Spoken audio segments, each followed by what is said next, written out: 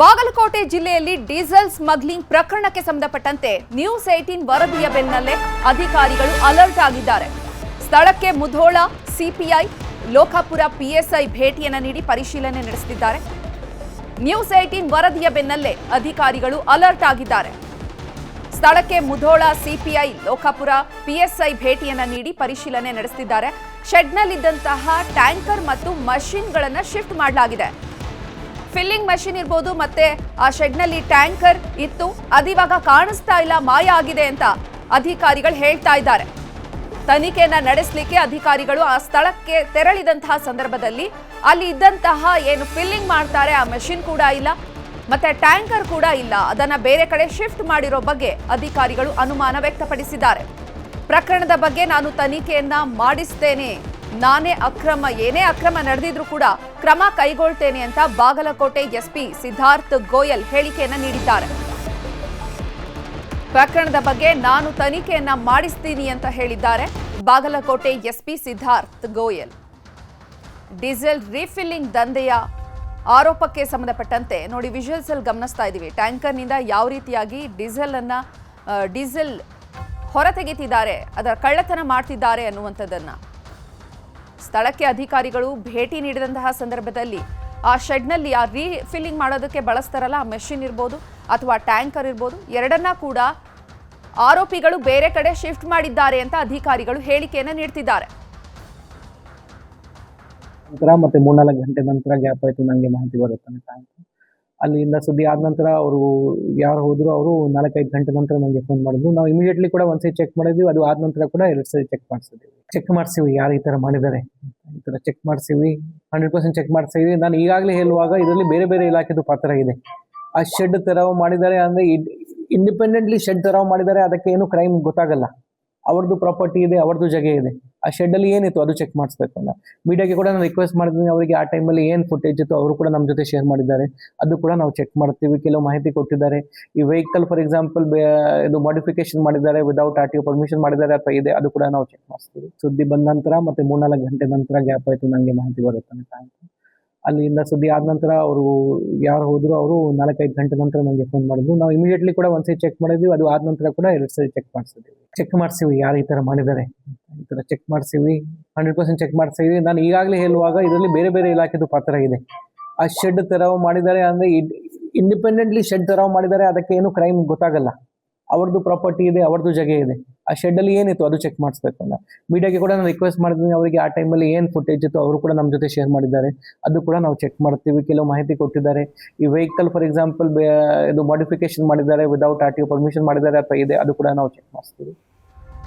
ಇನ್ನು ಈ ಬಗ್ಗೆ ಹೆಚ್ಚಿನ ಮಾಹಿತಿಯನ್ನು ನೀಡೋದಕ್ಕೆ ನಮ್ಮ ಪ್ರತಿನಿಧಿ ಮಂಜುನಾಥ್ ದೂರವಾಣಿ ಸಂಪರ್ಕದಲ್ಲಿದ್ದಾರೆ. ಮಂಜುನಾಥ್, ಅಧಿಕಾರಿಗಳ ಅಲ್ಲಿಗೆ ಸ್ಥಳಕ್ಕೆ ದೌಡಾಯಿಸಿದಂತಹ ಸಂದರ್ಭದಲ್ಲಿ ಅದನ್ನ ಬೇರೆ ಕಡೆ ಶಿಫ್ಟ್ ಮಾಡಿದ್ದಾರೆ ಅಂತ ಅಧಿಕಾರಿಗಳೇ ಹೇಳ್ತಿದ್ದಾರೆ. ಈ ಡೀಸೆಲ್ ದಂಧೆಗೆ ಸಂಬಂಧಪಟ್ಟಂತೆ ಏನೆಲ್ಲ ಅಪ್ಡೇಟ್ಸ್ ಸಿಗ್ತಾ ಇದೆ?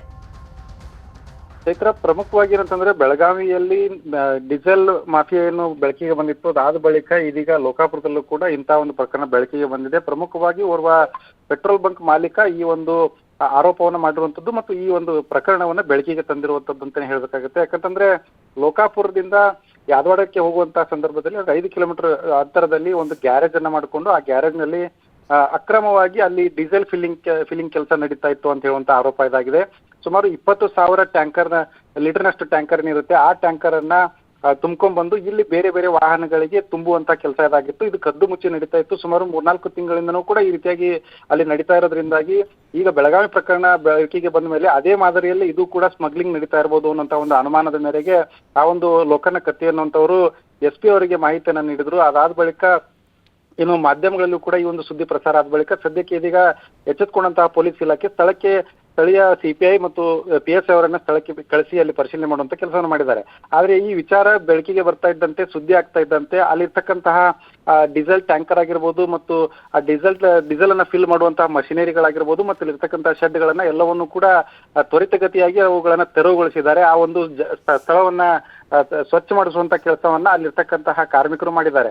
ಇದರಿಂದನೇ ಗೊತ್ತಾಗ್ತಾ ಇದೆ ಹತ್ತಾರು ಅನುಮಾನಗಳು ಮತ್ತಷ್ಟು ಹೆಚ್ಚಾಗ್ತಾ ಇದಾವೆ. ಹಾಗಾದ್ರೆ ಇಲ್ಲಿ ಅಧಿಕೃತವಾಗಿ ಏನಾದ್ರು ನಡೀತಾ ಇದ್ರೆ ಅವುಗಳನ್ನ ತೆರವು ಮಾಡುವಂತ ಅವಶ್ಯಕತೆ ಇರಲಿಲ್ಲ. ಮತ್ತು ಮೇಲಾಗಿ ಆ ಡೀಸೆಲ್ ಎಲ್ಲಿಂದ ಬರ್ತಾ ಇತ್ತು ಅನ್ನುವಂಥದ್ದೇ ಇಲ್ಲಿ ಪ್ರಶ್ನೆ ಆಗಿರುವಂತದ್ದು. ಮತ್ತೊಂದು ಆರೋಪ ಏನಂತಂದ್ರೆ ಟ್ಯಾಂಕರ್ಗಳಿಗೆ ಬೇರೆ ಬೇರೆ ರಿಜಿಸ್ಟ್ರೇಷನ್ ನಂಬರ್ ಇರುವಂತಹ ಪ್ಲೇಟ್ಗಳನ್ನು ಅಳವಡಿಸಿರುವಂತಹ ಒಂದು ಪ್ರಮುಖ ಆರೋಪ ಇದೆ. ಇದೇ ಹಿನ್ನೆಲೆಯಲ್ಲಿ ಇದೀಗ ಬಾಗಲಕೋಟೆಯ SP ಸಿದ್ಧಾರ್ಥ ಗೋಯಲ್ ಅವರು ಕೂಡ ಇದರ ಬಗ್ಗೆ ಸಂಪೂರ್ಣವಾಗಿ ತನಿಖೆಯನ್ನ ಮಾಡುತ್ತೀವಿ. ಅದ್ರ ಜೊತೆಗೇನೆ ಅಗ್ನಿಶಾಮಕ ಇಲಾಖೆ ಆಗಿರ್ಬೋದು, ತೆರಿಗೆ ಇಲಾಖೆ ಆಗಿರ್ಬೋದು ಮತ್ತು ಸಾರಿಗೆ ಇಲಾಖೆ ಆಗಿರ್ಬೋದು, ಈ ಎಲ್ಲ ಅಧಿಕಾರಿಗಳ ಪಾತ್ರಗಳು ಕೂಡ ಅಂದ್ರೆ ತನಿಖೆಯಲ್ಲಿ ಇವರೆಲ್ಲರದ್ದು ಕೂಡ ಸಹಕಾರ ಬೇಕಾಗುತ್ತೆ. ಅವರಿಗೆ ಇದರ ಬಗ್ಗೆ ಮಾಹಿತಿಯನ್ನ ಕೊಟ್ಟು ಅವರ ಮೂಲಕವೂ ಸಹಕಾರವನ್ನು ಪಡೆದುಕೊಂಡು ಇದನ್ನ ತನಿಖೆ ಮಾಡ್ತೀವಿ. ವಿಡಿಯೋಗಳನ್ನ ಆಧರಿಸಿ ಅಂದ್ರೆ ಈಗ ಸ್ಥಳಕ್ಕೆ ಭೇಟಿ ನೀಡಿದ ಸಂದರ್ಭದಲ್ಲಿ ಯಾವುದೇ ರೀತಿಯಾದಂತಹ ಟ್ಯಾಂಕರ್ ಆಗಿರ್ಬೋದು ಮತ್ತೊಂದು ಏನು ಕಂಡು ಬಂದಿಲ್ಲ. ಆದ್ರೆ ಈ ಹಿಂದಿನ ವಿಡಿಯೋಗಳೇನಿದಾವೆ ಅವೆಲ್ಲವನ್ನು ಕೂಡ ಪರಿಗಣನೆಗೆ ತೆಗೆದುಕೊಂಡು ಆ ವಿಡಿಯೋಗಳ ಆಧಾರದ ಮೇಲೆ ಸಂಪೂರ್ಣವಾಗಿ ತನಿಖೆಯನ್ನು ನಡೆಸಿ ಈ ಒಂದು ಕ್ರಮವನ್ನು ತೆಗೆದುಕೊಳ್ಳಕ್ಕೆ ಮುಂದಾಗ್ತೀವಿ ಅನ್ನುವಂತಹ ಮಾಹಿತಿಯನ್ನ ನೀಡಿರುವಂತದ್ದು. ಚೈತ್ರ, ಮಂಜುನಾಥಿನಿ, ಡೀಸೆಲ್ ಫಿಲ್ಲಿಂಗ್ ಮಾಡುವಂತಹ ಸಂದರ್ಭದಲ್ಲಿ ಕಾರ್ಮಿಕರು ಅಥವಾ ಸ್ಥಳೀಯರು ವಿಡಿಯೋ ಮಾಡಿ ಅಧಿಕಾರಿಗಳಿಗೆ ಕರೆ ಮಾಡಿ ಅವ್ರು ಬರೋ ಅಷ್ಟರಲ್ಲಿ ಈ ಖದೀಮರು ಏನಿರ್ತಾರೆ ಎಸ್ಕೇಪ್ ಆಗ್ಬಿಟ್ಟಿರ್ತಾರೆ. ಇದೇ ರೀತಿ ಕಂಟಿನ್ಯೂ ಆಗ್ತಾನೆ ಇರುತ್ತೆ. ಮತ್ತೊಂದ್ ಕಡೆ ಮತ್ತೆ ಅವ್ರು ರೀಫಿಲ್ಲಿಂಗ್ ಮಾಡೋ ಸಂದರ್ಭದಲ್ಲಿ ಮತ್ತೆ ಅಧಿಕಾರಿಗಳು ಬರೋ ಅಷ್ಟರಲ್ಲಿ ಅವರು ಮತ್ತೆ ಎಸ್ಕೇಪ್ ಆಗ್ತಾರೆ. ಇದು ಕೊನೆ ಯಾವಾಗ? ಅಧಿಕಾರಿಗಳೇ ಸ್ವತಃ ಕಾರ್ಯಾಚರಣೆ ನಡೆಸಿ ಇದಕ್ಕೆಲ್ಲ ಬ್ರೇಕ್ ಹಾಕೋದು ಯಾವಾಗ? ಖಂಡಿತವಾಗ್ಲೂ ಚೈತ್ರ, ಇದೇ ಒಂದು ಪ್ರಶ್ನೆ ಇದೀಗ ಉದ್ಭವ ಆಗಿರುವಂತದ್ದು. ಯಾಕಂತಂದ್ರೆ ಪೊಲೀಸ್ ಇಲಾಖೆ ಆಗಿರ್ಬೋದು ಮತ್ತು ಬೇರೆ ಬೇರೆ ಇಲಾಖೆ ಅಧಿಕಾರಿಗಳಿದ್ದಾರೆ, ಎಲ್ಲರೂ ಕೂಡ ಎಚ್ಚೆತ್ತುಕೊಂಡಿದ್ರೆ ಇಂತಹ ಒಂದು ಜಾಲವನ್ನ ಪತ್ತೆ ಹಚ್ಚೋದಕ್ಕೆ ಸಾಧ್ಯ ಆಗುತ್ತೆ. ಆದ್ರೆ ಇಲ್ಲಿ ಎಲ್ಲೋ ಒಂದ್ ಕಡೆ ಅಧಿಕಾರಿಗಳು ಕೂಡ ಒಂದ್ ರೀತಿಯಾಗಿ ಮೌನವನ್ನು ವಹಿಸೋದ್ರಿಂದಾಗಿ ಈ ರೀತಿಯಾದಂತಹ ಅಕ್ರಮ ದಂಧೆಗಳು ನಡೆಯುವಂತದ್ದು ಇಲ್ಲಿ ಅವರಿಗೆ ದಾರಿ ಮಾಡಿಕೊಟ್ಟಂತೆ ಆಗುತ್ತೆ. ಅದೇ ಹಿನ್ನೆಲೆಯಲ್ಲಿ ಇದೀಗ SP ಸಿದ್ಧಾರ್ಥ ಗೋಯಲ್ ಅವರು ಕೂಡ ಬೇರೆ ಬೇರೆ ಇಲಾಖೆಗಳ ಸಹಕಾರವನ್ನು ಕೂಡ ಕೇಳಿರುವಂತದ್ದು. ಇಲ್ಲಿ ಪ್ರಮುಖ ಅಂಶ ಏನಂತಂದ್ರೆ ಡೀಸೆಲ್ 20,000 ಗಂಟಲೆ ತೆಗೆದುಕೊಂಡು ಬರೋದಕ್ಕೆ ಮೊದಲಿಗೆ ಅವಕಾಶನೇ ಇರೋದಿಲ್ಲ. ಅಂದ್ರೆ ಬೇರೆ ಒಂದು ಪೆಟ್ರೋಲ್ ಬಂಕ್ ನಲ್ಲಿ ಅದನ್ನ ತುಂಬಿಕೊಂಡು ಬರ್ಬೇಕಂದ್ರೂ ಕೂಡ ಈ ಟ್ಯಾಂಕರ್ಗಳಿಗೆ ಅದನ್ನ ತುಂಬುವಂತದಕ್ಕೆ ಅವಕಾಶ ಇರೋದಿಲ್ಲ ಅನ್ನುವಂತಹ ಮಾಹಿತಿ ಇದೆ. ಜೊತೆಗೆ ನಿಗದಿತವಾಗಿ ಅಂದ್ರೆ ಇಂಡಸ್ಟ್ರಿಗಳಿಗೆ ಸಪ್ಲೈ ಮಾಡುವಂತಹ ಟ್ಯಾಂಕರ್ಗಳಿಗೆ ಅದು ಅನುಮತಿಯನ್ನು ಪಡೆದಂತಹ ಟ್ಯಾಂಕರ್ಗಳಿಗೆ ಮಾತ್ರ ಫಿಲ್ಲಿಂಗ್ ಮಾಡುವಂತಹ ಅವಕಾಶ ಇರುತ್ತೆ. ಆದ್ರೆ ಇಲ್ಲಿ 20,000 ಗಂಟಲೆ ಮಾಡೋದಕ್ಕೆ ಅದಕ್ಕೂ ಕೂಡ ಅವಕಾಶ ಇರೋದಿಲ್ಲ. ಹೀಗಾಗಿ ಪೆಟ್ರೋಲಿಯಂ ಸಂಸ್ಥೆಗಳೇನಿದ್ದಾವೆ ಅಲ್ಲೂ ಕೂಡ ತನಿಖೆ ಆಗ್ಬೇಕಾಗುತ್ತೆ. ಅದ್ರ ಜೊತೆಗೆ ಈ ಒಂದು ಬರುವಂತಹ ಪೆಟ್ರೋಲ್ಗೆ ತೆರಿಗೆ ಕಟ್ಟಿದ್ರಾ ಇಲ್ವಾ ಅಥವಾ ಇದೇನಾದ್ರೂ ಬೇರೆ ಅಂದ್ರೆ ನೆರರಾಜ್ಯದಿಂದ ಅಕ್ರಮವಾಗಿ ಬರುತ್ತೆ ಅನ್ನುವಂಥದ್ದು ಆರೋಪ ಏನಿದೆ, ಆ ರೀತಿಯಾಗಿ ಅಕ್ರಮವಾಗಿ ತೆರಿಗೆಯನ್ನು ವಂಚಿಸಿ ಅದನ್ನ ತೆಗೆದುಕೊಂಡು ಬರ್ತಾರ. ಮತ್ತೊಂದು ಇಲ್ಲಿ ಏನು ಅಗ್ನಿಶಾಮಕ ದಳದಿಂದ ಕೆಲವೊಂದಿಷ್ಟು ರೂಲ್ಸ್ ಗಳನ್ನ ಅಂದ್ರೆ ಮುನ್ನೆಚ್ಚರಿಕೆ ಕ್ರಮಗಳನ್ನು ಕೈಗೊಳ್ಳಬೇಕಾಗುತ್ತೆ. ಸ್ಫೋಟಕ ವಸ್ತು ಆಗಿರೋದ್ರಿಂದಾಗಿ ಅಲ್ಲಿ ಏನಾದ್ರೂ ಅನಾಹುತಗಳಾದ್ರೆ ಯಾರು ಹೊಣೆ ಅನ್ನುವಂಥದ್ದು ಪ್ರಶ್ನೆ ಆಗುತ್ತೆ. ಅದೇ ಹಿನ್ನೆಲೆಯಲ್ಲಿ ಅಗ್ನಿಶಾಮಕ ಇಲಾಖೆಯಿಂದನೂ ಕೂಡ ಕೆಲವೊಂದಿಷ್ಟು ಅನುಮತಿಗಳನ್ನಾಗಿರ್ಬೋದು, ಒಂದಿಷ್ಟು ನಿಯಮಗಳನ್ನ ಪಾಲಿಸುವಂತ ಅಗತ್ಯತೆ ಇರುತ್ತೆ. ಆದ್ರೆ ಇಲ್ಲಿ ಯಾವುದನ್ನು ಕೂಡ ಪಾಲಿಸಿಲ್ಲ ಮತ್ತು ಇಲಾಖೆಗಳಿಗೆ ಅದು ಮಾಹಿತಿ ಇಲ್ಲ ಅನ್ನುವಂಥದ್ದಾದ್ರೆ ಇಲ್ಲಿ ಖಂಡಿತವಾಗ್ಲೂ ಕೂಡ ಒಂದು ಅಕ್ರಮ ನಡೀತಾ ಇತ್ತು ಅನ್ನುವಂಥದ್ದು ಇಲ್ಲಿ ಮೇಲ್ನೋಟಕ್ಕೆ ಸಾಬೀತಾಗಿರುವಂತದ್ದು. ಇದೇ ಹಿನ್ನೆಲೆಯಲ್ಲಿ ಇದೀಗ ಅಧಿಕಾರಿಗಳು ಕೂಡ ಎಚ್ಚೆತ್ತುಕೊಂಡು ಈ ಮುಂದೆ ಈ ತನಿಖೆಯನ್ನು ಮಾಡಿದಂತಹ ಸಂದರ್ಭದಲ್ಲಿ ಇದ್ರ ಹಿಂದೆ ಯಾವ ರೀತಿಯಾಗಿ ಒಂದು ಜಾಲ ಇದೆ ಮತ್ತು ಯಾವ ರೀತಿ ಕೆಲಸ ನಡೀತಾ ಇದೆ ಅನ್ನೋದನ್ನ ಪತ್ತೆ ಮಾಡುವಂತಹ ಅವಶ್ಯಕತೆ ಇದೆ. ಚೈತ್ರ, ಧನ್ಯವಾದ ಮಂಜುನಾಥ್ ತಮ್ಮೆಲ್ಲ ಮಾಹಿತಿಗಾಗಿ.